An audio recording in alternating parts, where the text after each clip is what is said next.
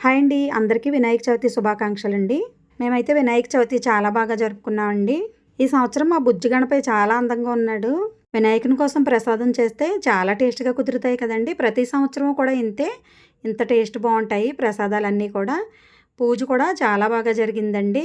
తెల్లవారుజామున 3 గంటలకే లెగిసి వంటలన్నీ స్టార్ట్ చేశామండి. పూజ స్టార్ట్ చేతిలో 9 అయింది. మా అమ్మాయి అయితే వినాయకుని వ్రతకథ చదువుతుంది.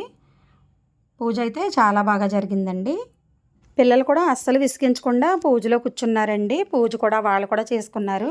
ఓం శృంగారిణే నమః, ఓం ఆశ్రితవత్సలాయ నమః, ఓం కుంజరాసురబంధనాయ నమః, ఓం ప్రమోదాయ నమః, ఓం మోదక ప్రియాయ నమః, ఓం కాంతిమతే నమః, ఓం ధృతిమతే నమః, ఓం కామినే నమః, ఓం కపిద్దవన ప్రియాయ నమః. ఇలా వినాయకుని వ్రతకథ విన్న తర్వాత కళ్ళకద్దుకుని అక్షంతలు తల మీద వేసుకోవాలి. కంపల్సరీ వినాయక చవితి రోజున కథాక్షతలు మనం వేసుకుని పిల్లలకి